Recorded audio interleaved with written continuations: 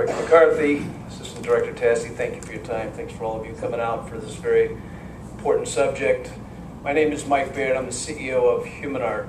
I founded the company 32 years ago, and we've been working for hospitals and health plans, helping connect their low-income, disabled, and senior populations to governmental programs and community programs.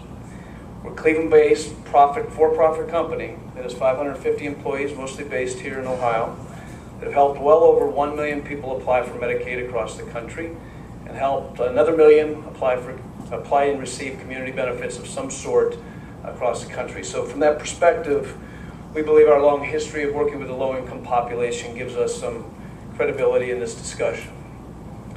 We understand the desire for personal responsibility. We understand that preparing individuals for commercial insurance.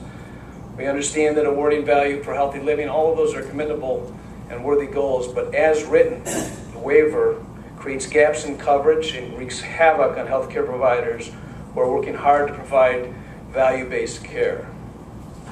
In particular, our concern lies with the proposed application process for Healthy Ohio.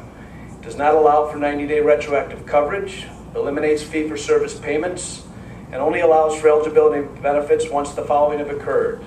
Application and verifications have been submitted. County and state declares that they are eligible. They are enrolled in a Medicaid health plan. A health savings account or Buckeye account is set up, and that person makes that first month premium payment. As written, a person who may be eligible in the first month of application or in a prior period, they may be eligible in that month of application or prior period, might wait a month, 2 months, 6 months, 12 months to receive any benefits from the Medicaid program. Much of that time could be the county or state processing the case, setting up the case, setting up a health savings account, or enrolling the person into the Medicaid health plan, none of which is in control of the individual or the medical provider.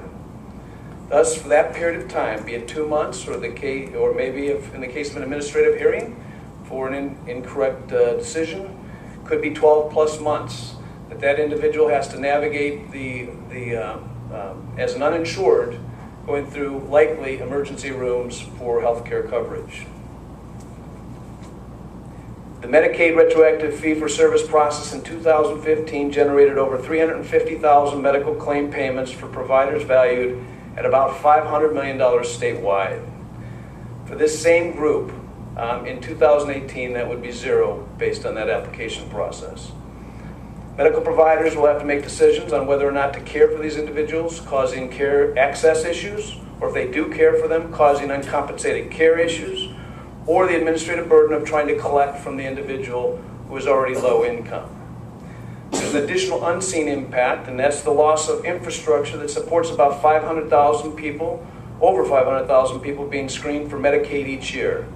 Those that are eligible are then supported through the process, submitting applications and verifications to county departments and helping people with problems with transportation and other issues to work through the Medicaid application process. This is done through in-house hospital teams. Mercy Health here, for example, has well over 50 people working on that, and vendors like HumanArc will no longer be able to support that application process for individuals because there's not retroactive coverage. What would the motivation be for helping the patient to pursue Medicaid application if there is no retroactive coverage of a medical bill? We expect the low-income populations will be redirected to counties, which will create substantially more work for county staff and further slow down the application process. So in closing, the elimination of retroactive medical coverage, fee-for-service Medicaid payments will cause substantial coverage gaps, will hurt provider networks, will substantially reduce the support infrastructure that helps individuals through the Medicaid process. Hospitals will be trapped because they will have to accept the uninsured individuals in their emergency room, yet will be unable to help them get medical coverage to cover the cost. More will fall off the Medicaid rolls because of premium payments, and more will present themselves as uninsured through the emergency rooms. So we propose, Director McCarthy, that the language relative to the application process to allow for 90-day retroactive coverage and Medicaid fee-for-service payments for those that are retroactively approved. Is that something that can be done without violating House Bill 64? Can't ask questions.